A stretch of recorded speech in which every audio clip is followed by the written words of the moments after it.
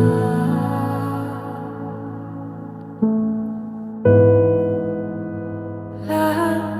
of God,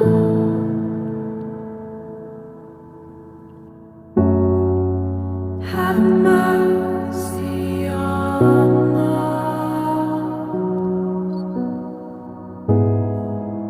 Have mercy on us. Lamb of God,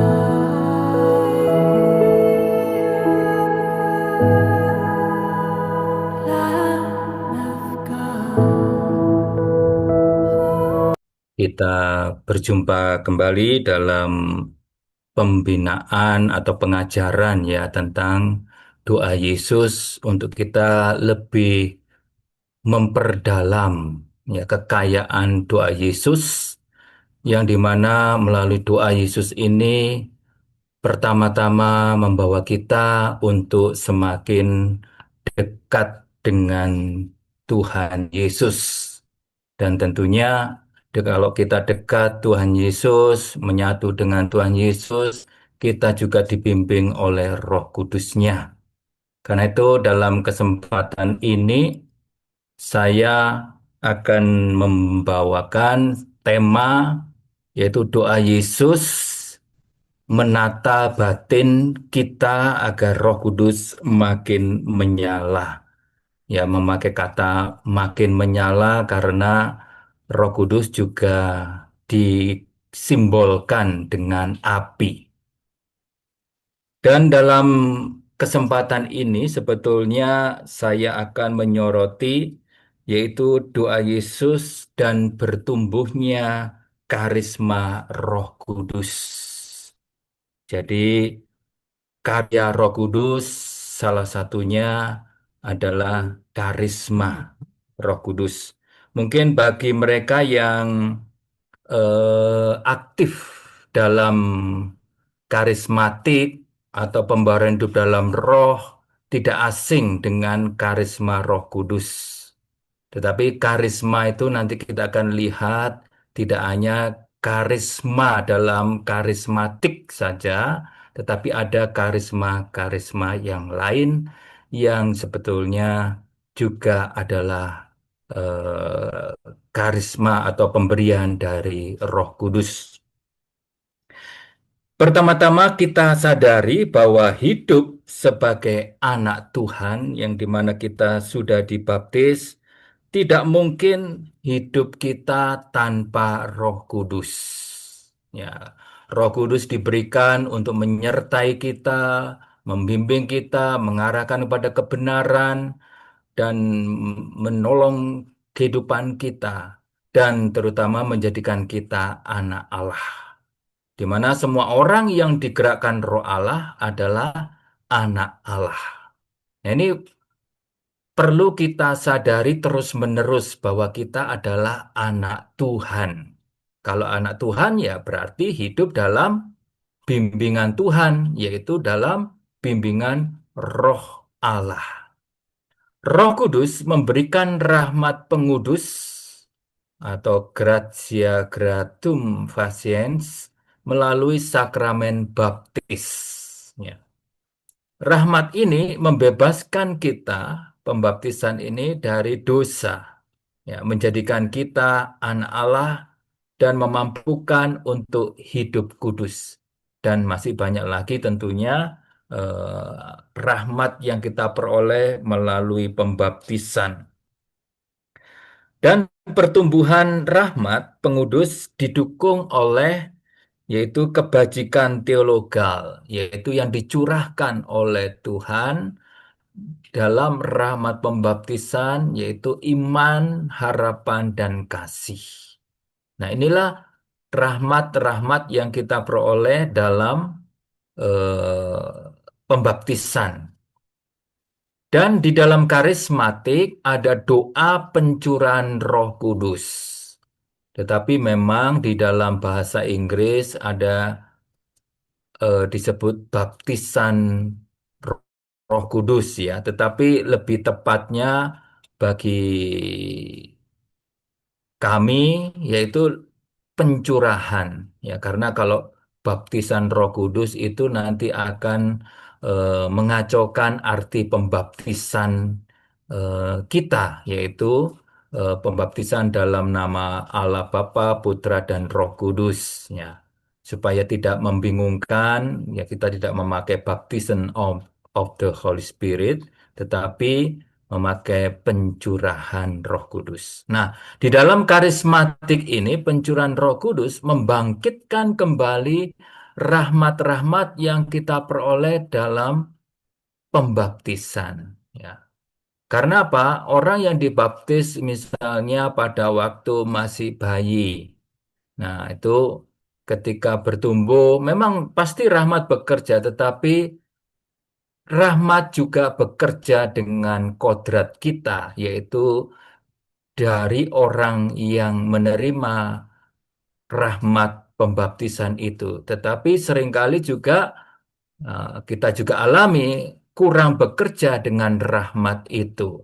Nah, melalui doa pencurahan Roh Kudus, kita diajak untuk bekerja dengan rahmat-rahmat Roh Kudus yang terutama kita miliki, kita terima melalui pembaptisan, juga melalui krisma.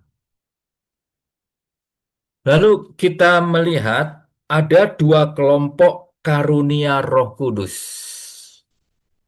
Yang pertama adalah Sabta Karunia, yaitu Dona Spiritus Sancti, yang bersumber dari kitab Yesaya bab 11 ayat 2 sampai 3. Ada 7 kebijaksanaan, pengertian, nasihat, ketabahan atau kekuatan, pengetahuan, kesalehan, dan takut akan Tuhan. Dan ini kita terima dalam pembaptisan 7 karunia Roh Kudus ini. Diberikan untuk pengudusan pribadi, di mana melalui 7 karunia Roh Kudus ini akan menghantar kita hidup dalam kekudusan untuk menjadi serupa dengan Kristus, untuk bersatu dengan Kristus.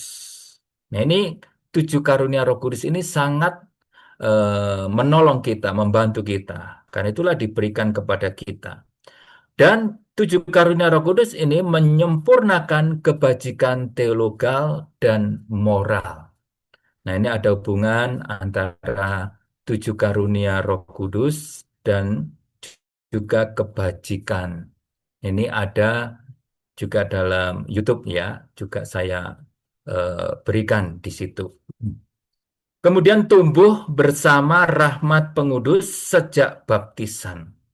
Ini tadi saya katakan sudah jelas bahwa kita menerima 7 karunia Roh Kudus pada waktu kita dibaptis. Berarti ya kita harus bertumbuh dalam 7 karunia Roh Kudus. Semua kita memilikinya. Kemudian yang kedua yaitu karisma. Gratia gratis data. Nah, ini diberikan demi pelayanan dan pembangunan gereja atau membangun jemaat. Jadi karisma ini diberikan oleh Roh Kudus, ini terutama di 1 Korintus 12, Roma 12, Efesus 4 nih. Ini diberikan untuk pelayanan, untuk orang lain, ya, untuk membangun jemaat. Dan karisma ini bukan untuk pengudusan. Kalau tadi yang pertama 7 karunia Roh Kudus untuk pengudusan. Tetapi karisma ini bukan untuk pengudusan. Karena itu tidak otomatis menyucikan penerima. Jadi kalau orang berkembang dalam karisma-karisma tidak serta-merta dia kudus. Tetapi kalau orang itu menghayatinya, melakukan pelayanan atau melakukan karisma-karisma misalnya penyembuhan, mujizat, dan sebagainya itu dihayati dalam kasih, barulah itu akan menguduskan. Ya, karena apa? Hakikat kekudusan itu terletak dalam kasih, cinta kasih. Kasih kepada Allah dan kepada sesama. Karunia ini atau karisma ini biasanya berkembang setelah doa pencurahan Roh Kudus. Nah, ini terutama karisma-karisma Roh Kudus yang extraordinary, yang memang diberikan secara langsung oleh Roh Kudus. Nanti kita akan lihat klasifikasinya. Lalu karisma ini dalam hidup gereja apa peranannya? Ya. Sejak awal sejarah gereja, Roh Kudus selalu berkarya, di mana melalui karya Roh Kudus itu para rasul melakukan pewartaan disertai dengan tanda-tanda dan mujizat.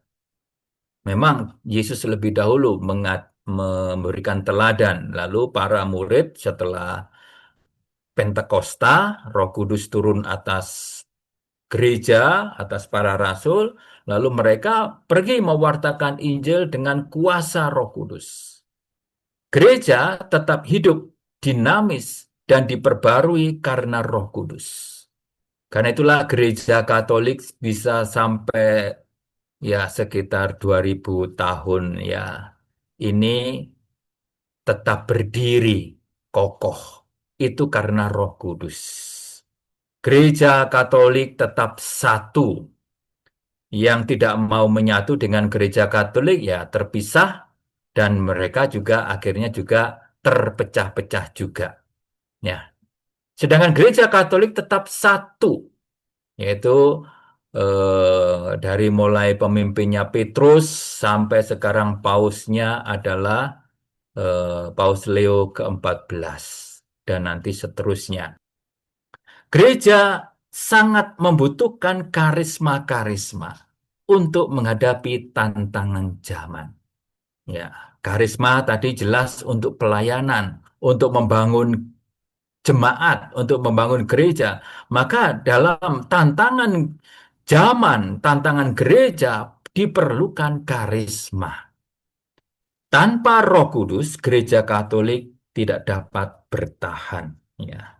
Maka kita selalu ya berdoa supaya Roh Kudus itu membimbing gereja, para hierarki gereja dari mulai Bapak Suci sampai kepada para imam ya. Kita berdoa supaya Roh Kudus memimpin seluruh gereja. Kemudian apa itu karisma? Karisma itu adalah karunia Roh Kudus yang diberikan secara cuma-cuma. Jadi, Roh Kudus memberikannya tidak perlu kita bayar, ya, tidak perlu kita apa itu melakukan sesuatu yang menjadi syarat, ya. Ya, memang ada kondisi yang diperlukan, tetapi pertama-tama diberikan secara cuma-cuma kepada orang yang terbuka dan di mana Roh Kudus menghendakinya, ya. Dan tidak tergantung dari kesucian seseorang. Ini karena untuk pelayanan, maka yang dituju adalah orang yang dilayani. Maka itu tidak bergantung pada kesucian seseorang.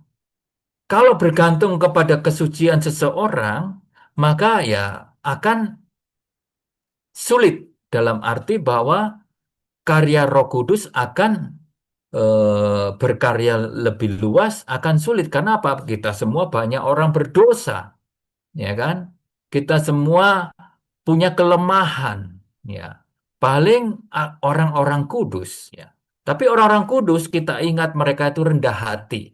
Mereka selalu juga mengakui dirinya orang berdosa. Seperti Teresa Avila itu ya kita tahu bahwa dia sampai pada puncak persatuan, tapi dia pada akhir hidupnya mengakui dirinya tetap orang berdosa. Ya, nah ini. Nah, kita kembali ke sini bahwa karisma itu tidak bergantung pada kesucian, tetapi karya Roh Kudus untuk yaitu melayani, untuk pewartaan, ya, supaya orang dibangun melalui karisma itu. Kemudian diberikan demi kepentingan bersama dan pembangunan tubuh Kristus. Jadi memang untuk jemaat ya berarti untuk kepentingan bersama. Maka ingat, karisma itu bukan untuk kepentingan diri kita. Yang kemudian orang menjadi egois seolah-olah berpusat pada dirinya. Ya tidak, ya kan? Itu karya Roh Kudus secara cuma-cuma dan memang untuk gereja, untuk jemaat. Jadi perlu disadari hal ini. Diberikan demi kepentingan bersama. Lalu kita melihat ada ragam karunia atau karisma dalam kitab suci. Sebetulnya ada 4 pengelompokan, tetapi saya hanya tampilkan 2 kelompok saja, karena kita bukan retret karunia, ya. Jadi kita batasi 2 untuk supaya lebih fokus. Karunia-karunia atau karisma-karisma ini interaktif, ya, karena saling melengkapi dan membangun tubuh Kristus dalam kasih. Nah, ini. Jadi semua bekerja secara interaktif, artinya saling mendukung. Karena itu memang suatu kelompok, terutama jemaat, itu yang terbuka pada karisma-karisma, Roh Kudus memberikan karisma ini, Roh Kudus memberikan karisma itu, semuanya dipadukan ya oleh oleh satu yang menggerakkan, yaitu Roh Kudus untuk kebaikan jemaat, kebaikan bersama. Karena itu jangan orang yang memiliki karunia ini lalu mengatakan, "Oh, saya yang paling penting." Ya, tidak ya. Semua penting karena apa? Berasal dari satu roh, yaitu Roh Kudus. Nah, kita melihat kategori karisma, saya berikan 2 saja, yaitu karunia atau karisma yang luar biasa, extraordinary, dan karunia atau karisma sederhana atau biasa atau ordinary. Ya.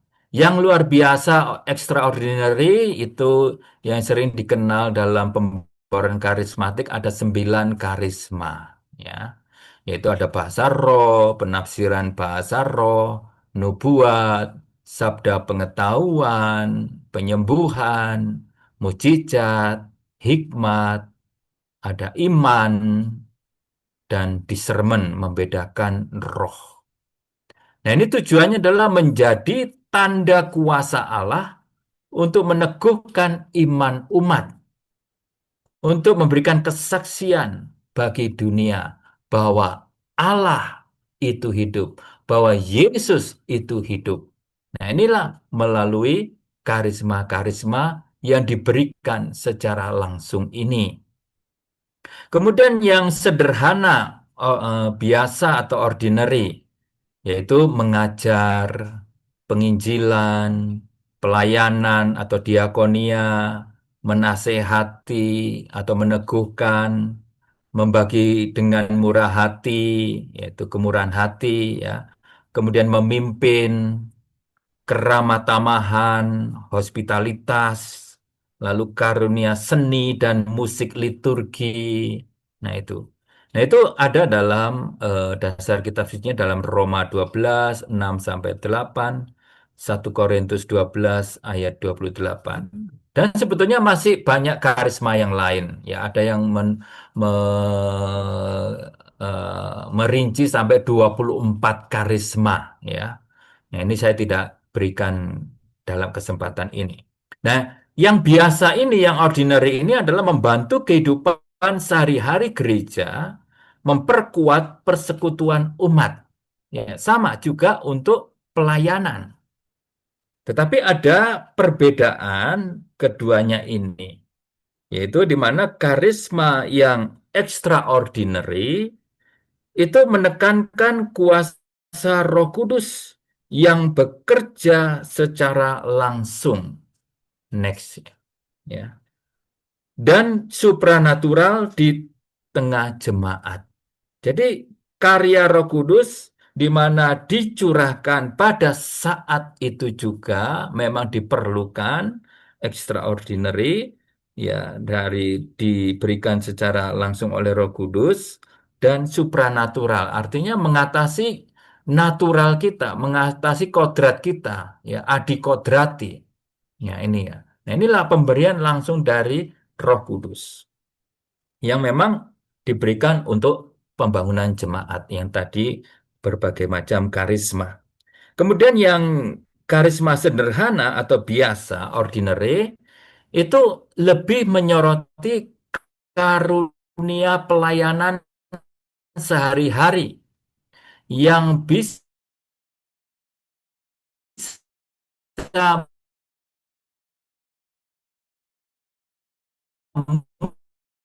muncul juga dari kapasitas belajar mengerti. Nah, ini juga melalui kapasitas alami kita, ya. Dapat kita juga pelajari, kita latih, ya.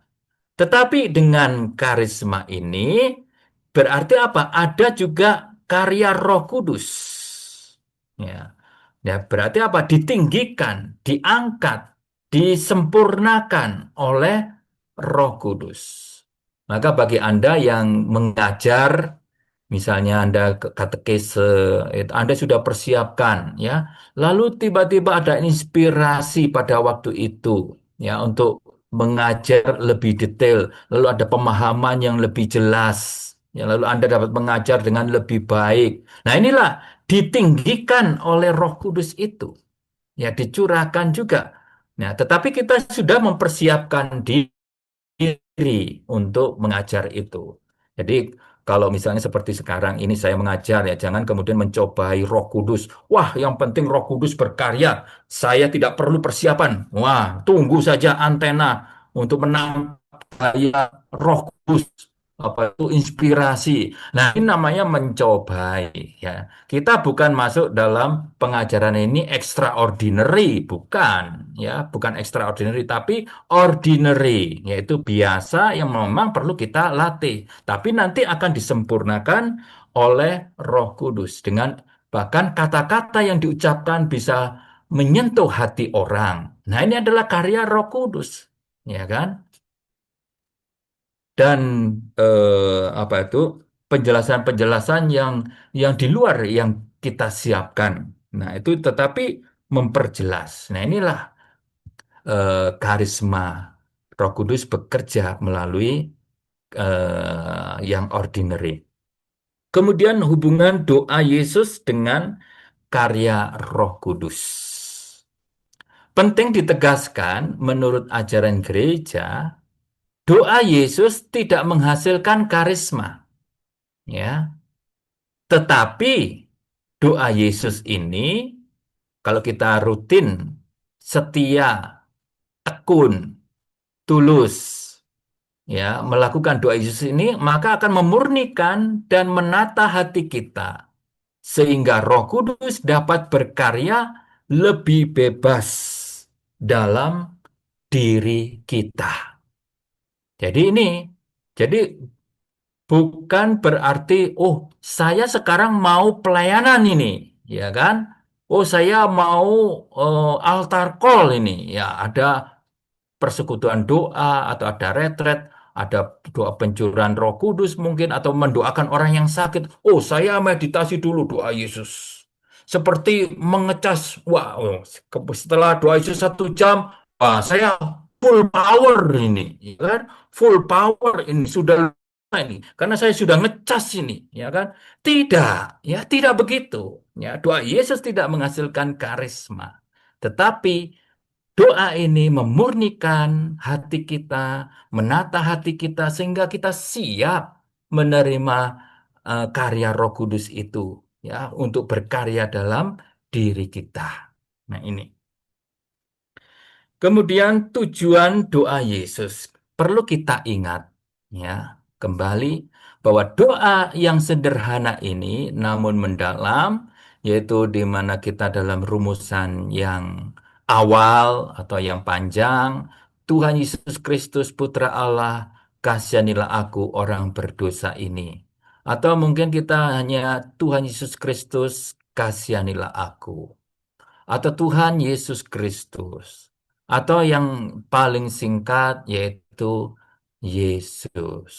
Ya, tidak ada yang lebih singkat lagi ya. Jangan singkat lagi ye ya. Nanti bukan Yesus ya. Jadi itu sudah paling singkat itu Yesus ya. Jadi tujuannya adalah bukan fenomena mistik ya. Kalau Anda melakukan doa Yesus bukan untuk mencari pengalaman mistik, tapi pengalaman kehadiran Yesus. Dalam arti kita semakin dekat dengan Yesus, menyatu dengan Yesus, menyadari kehadiran Yesus. Nah, ini tujuan doa Yesus, bukan pengalaman mistik. Aduh, saya doa Yesus ini, saya sebelumnya kalau merasa doa itu kayak merasa seperti badan terangkat. Padahal ya nggak terangkat juga, ya kan? Tapi perasaannya, waduh, kayaknya jantung ini keluar, ya kan? Hati-hati jantung keluar mati loh, ya kan? Jadi pengalaman-pengalaman yang indah kita mau cari, bukan ya, doa Yesus bukan tujuannya untuk fenomena itu, tetapi kita mencari keheningan. Hezekia ya, Hezekia ini dari tradisi gereja Timur ya, Hezekia keheningan ya, yang menghantar kepada kedamaian batin. Ya, bukan hanya hening ngelamun, tetapi hening yang berisi kehadiran Tuhan. Kemudian tujuannya yaitu untuk pertobatan. Jadi semakin doa Yesus itu semakin kita bertobat. Ya, bukan menyuruh orang lain bertobat. Ya, jadi sudah mengenal Yesus, jadi menuntut orang lain bertobat, dirinya nggak bertobat, salah. Ya kan? Mungkin bukan Yesus yang dipanggil, mungkin Yesi kali yang dipanggil, ya kan? Jadi eh, kita dalam doa Yesus akan dihantar kepada pertobatan. Kemudian kesatuan hati dengan Kristus. Nah ini, dan doa Yesus menjadi doa batin atau doa hati ya, di mana kita tinggal dalam nama Yesus sepanjang hari. Bahkan kalau kita bernafas tanpa tanpa ada berbicara dengan orang lain, dalam muncul nama Yesus. Yesus artinya nama Yesus selalu bergema dalam diri kita, dalam nafas maupun jantung kita, dan disitulah kita sadar akan kehadiran Tuhan yang selalu menyertai. Di mana Yesus mengatakan bahwa Aku menyertai kamu sampai akhir zaman. Dan dikatakan juga tentang Immanuel, Tuhan beserta kita. Nah, inilah kita hayati melalui doa Yesus. Kemudian doa Yesus ini memurnikan tanah hati, ya. Di mana dalam bacaan Matius 13 ayat 1 sampai 23 tentang perumpamaan penabur, ya. Nah, ini baik juga direnungkan. Ini cukup panjang, ya. Saya tidak akan bacakan. Tapi di sini Anda pasti sudah pernah mendengar tentang perumpamaan ini. Yaitu ada penabur. Penabur adalah Allah dan juga Roh Kudus ya dalam konteks yang kita bicarakan sekarang ini. Kemudian benih, benih yang ditaburkan memang di dalam Injil itu adalah firman, tetapi juga bisa rahmat, karunia Roh Kudus. Ya. Lalu tanah, ada tanah yang di pinggir jalan, ada berbatu, ada yang semak berduri, dan tanah yang baik. Nah, tanah hati itu adalah disposisi batin manusia. Nah, ini kita lihat bagaimana doa Yesus ini menjadi salah satu cara paling kuat, ya. Saya katakan salah satu cara ya. Jadi jangan terlalu melihat bahwa oh harus doa Yesus ya. Tapi ada cara lain ya. Tapi memang Yesus satu cara yang kuat untuk pertama mengubah tanah hati kita dari yang keras untuk menjadi lembut. Ya, Jadi mengubah tanah hati kita, mengatasi pikiran yang kacau. Jadi kalau Anda kacau, lalu Anda doa Yesus menjadi tenang. Kalau Anda pikiran kacau, doa Yesus katanya lalu tambah kacau, berarti salah Anda berdoa. Ya kan? Karena pasti membawa ketenangan. Hati yang bising ya menjadi tenang. Kemudian kelekatan duniawi menjadi kelepasan. Nah, ini mengubah tanah hati yang keras menjadi lembut. Kemudian yang kedua menghilangkan batu, ya. Batu-batu itu sulit untuk ditanami, ya. Dan disinilah melalui doa Yesus itu menghilangkan batu-batu dalam hati kita untuk supaya ada akar, yaitu benih firman-Nya berakar, ada akarnya, atau juga karunia Roh Kudus, yaitu mengakar dalam diri kita. Nah, doa Yesus mengakar dalam kerendahan hati ini. Maka kalau kita mau refleksi diri, apakah saya ini berkembang tidak dalam doa Yesus?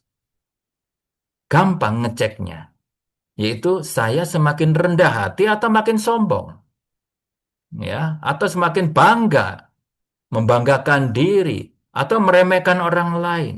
Nah, doa Yesus yang otentik, di mana kita tekun melakukan doa-doa ini akan membawa kita semakin rendah hati. Karena apa? Di situ kasihanilah aku orang berdosa ini, ya. Seruan nama Yesus yang kemudian ada kasihanilah aku orang berdosa ini makin rendah hati orang itu, ya. Nah, ini mematahkan egoisme rohani yang membunuh karisma, ya.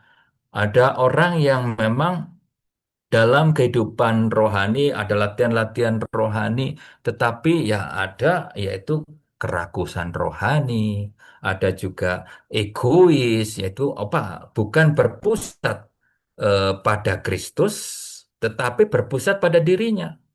Sehingga dia dalam latihan-latihan rohani supaya orang melihat dirinya, bukan untuk melihat orang melihat Yesus. Nah, ini ya. Maka di situ akan membunuh karisma yang dari Roh Kudus. Kemudian yang ketiga, membersihkan semak duri. Nah, dalam perumpamaan itu kan ada benih yang jatuh di semak duri, ya.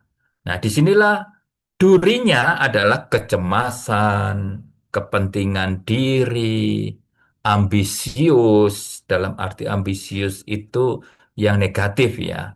Kemudian mencari pujian, penghargaan diri, pengakuan diri, walaupun secara psikologi dikatakan benar, tetapi ketika berlebihan atau tidak sesuai dengan kerendahan hati, ya jelas itu akan menjadi semak duri.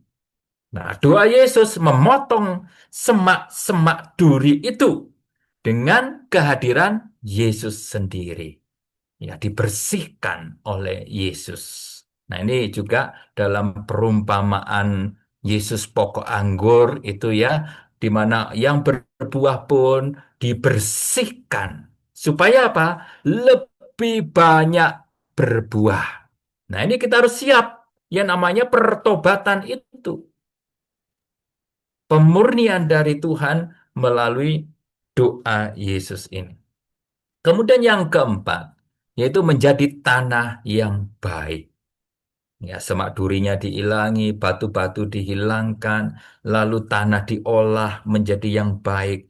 Nah, disinilah keheningan menghasilkan, ya, dari doa Yesus itu menghasilkan keheningan yang membawa kepada kejernihan. Ya, kejernihan apa? Untuk menangkap, yaitu kehendak Allah, kedalaman dari apa itu iman kita untuk semakin berelasi dengan Tuhan, penyerahan diri kita kepada Tuhan dan kesetiaan pada kehendak Tuhan. Jadi seperti Yesus, makananku adalah melakukan kehendak Bapakku. Nah, demikian juga orang yang melakukan doa Yesus ini, ya, akan dihantar untuk melakukan kehendak Tuhan. Nah, di tanah seperti inilah maka benih-benih karisma yang diberikan oleh Roh Kudus dapat hidup dan berbuah 100 kali lipat. Ya, kalau di dalam perumpamaan itu, ya, penabur. Jadi akan bertumbuh. Kenapa? Menjadi lahan yang baik, tanah batin yang subur, ya, untuk tumbuhnya karisma itu. Lalu mengapa doa Yesus membantu karisma bertumbuh? Ya. Next.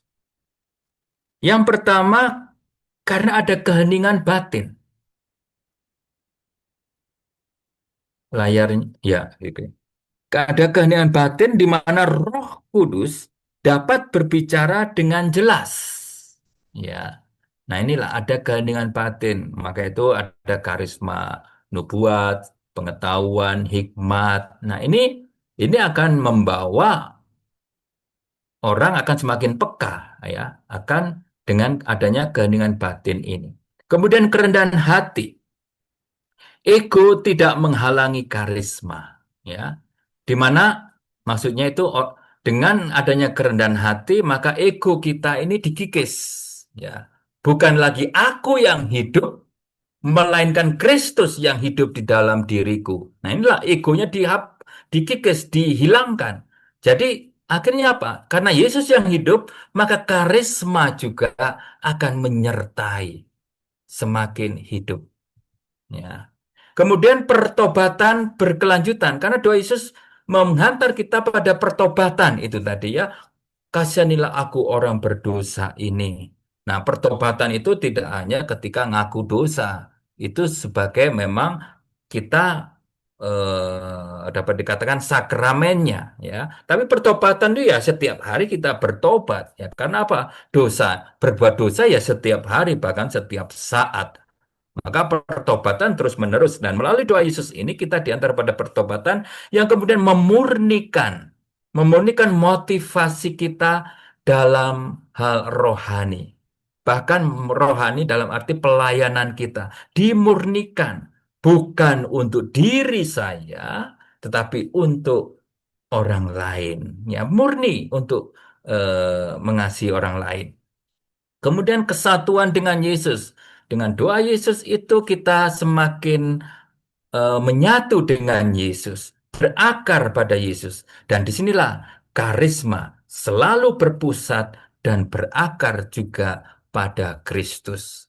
Maka perumpamaan Yesus pokok anggur menjadi jelas.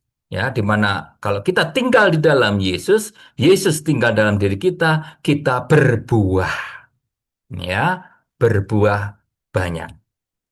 Kemudian yang kelima, disposisi rohani. Ya. Di mana hati yang murni memudahkan Roh Kudus bekerja. Kalau hatinya nggak murni, ya hatinya penuh dengan iri hati, kemarahan, penuh dengan ego kita untuk menonjolkan diri, kesombongan. Ya bagaimana Roh Kudus dapat bekerja? Ya, sulit. Ya, karena apa? Kita sudah semacam menolak kehadiran Roh Kudus itu. Ini. Nah, inilah terutama juga soal mengampuni, ya, di mana kita dengan doa Yesus juga untuk rela mengampuni orang lain. Nah, dengan demikian maka kita mengundang Yesus sendiri karena kita mau mengampuni sesama kita. Dengan demikian Roh Kudus juga makin berkarya. Next, doa Yesus tidak menghasilkan karisma. Tadi sudah saya katakan, ya, tetapi menjadikan hati tempat yang layak bagi karunia-karunia Roh Kudus. Ini prinsip teologis penting, ya. Karisma yang disebut gratia gratis data itu rahmat yang bebas, ya. Rahmat yang diberikan secara cuma-cuma. oleh Roh Kudus. Maka karisma diberikan bukan untuk kesempurnaan pribadi, tetapi demi gereja. Dan doa Yesus membuat kita atau seseorang bebas dari ambisi rohani, tidak mencari pengalaman luar biasa, dan siap dipakai sebagai alat Tuhan. Nah, ini prinsip yang perlu kita pegang. Kita lihat dalam kehidupan orang-orang kudus. Maka bagi saya sangat baik kita mempelajari juga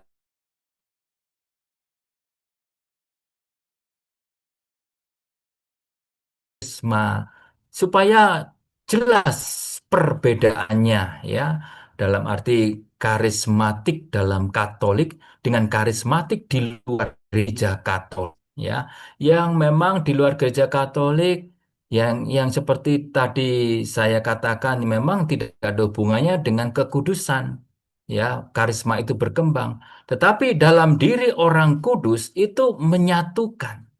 Ya, tadi itu dikatakan apa? Karisma ini akan menguduskan ketika dijalankan dalam kasih. Nah, jadi kita dapat meneladan orang-orang kudus.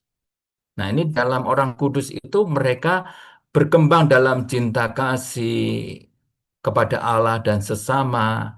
Nah, lalu mereka hidup dalam doa yang tekun. Nah, mereka juga giat dalam pelayanan. Lalu karisma itu berkembang juga dalam diri mereka. Roh itu dalam karisma penyembuhan, nubuat, penyingkapan hati, ya dapat mengetahui hati orang. Kemudian Santo Yohanes Paulus kedua itu ada juga karisma penyembuhan, walaupun tidak tidak menonjol tapi ada, ya kan. Kemudian ada penghiburan, pewartaan yang penuh kuasa. Kemudian Teresa Avila itu ada discernment rohani, lalu visi rohani, vision rohani atau nubuat, ya. Kemudian Santo Pio itu ada karisma, karunia stigmata, kemudian penyembuhan, bilokasi, membaca hati orang. Kemudian Martinus de Porres itu juga karunia bilokasi, penyembuhan fisik dan batin, bahkan pengusiran setan juga. Kemudian mujizat belas kasih, bahkan dia juga bisa ngomong dengan tikus-tikus ya supaya mereka tikus-tikus jangan jangan merusak gereja. Nah itu ya, karisma-karisma orang kudus itu berkembang. Ya, walaupun memang kita dapat berkembang dalam karisma itu tidak bergantung kepada kekudusan kita, tetapi hendaklah kita hayati karisma itu untuk kita bertumbuh dalam kekudusan. Nah, contoh yang nyata adalah dalam diri orang kudus. Prinsip emas, ya, yaitu doa Yesus tidak mencari karisma. Tetapi doa Yesus membentuk hati yang pantas menerima karisma-karisma. Yaitu tadi, membuat tanah batin kita subur, baik, dan tempat bertumbuhnya baik firman Tuhan maupun karunia-karunia Roh Kudus, termasuk karisma-karisma Roh Kudus.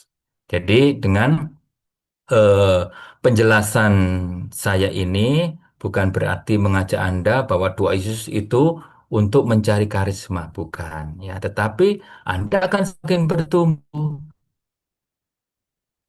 dalam karisma ketika Anda memang memiliki hati yang baik, yang disiapkan, diolah, ditata melalui salah satunya doa Yesus. Doa Yesus, buah yang diharapkan itu adalah kedamaian batin, kejernihan dalam discernment, kasih yang lebih murni, hidup di hadirat Tuhan, kepekaan mendengar bimbingan Roh Kudus. Dan ini semua menjadi dasar bagi karisma-karisma pelayanan kita, ya. Jadi ketika karisma-karisma itu didasari dengan kedamaian batin, kejernihan dalam dalam menangkap eh, kehendak Tuhan, ada kasih yang murni, hidup dari hadirat Tuhan, ya pasti di sini karisma-karisma itu akan semakin bertumbuh dan berkembang. Sebagai penutup, doa Yesus memurnikan hati, Roh Kudus yang menumbuhkan karisma. Bila hati menjadi tanah yang baik, karisma akan berbuah 30, 60, 100 kali lipat. Terima kasih, Tuhan Yesus memberkati.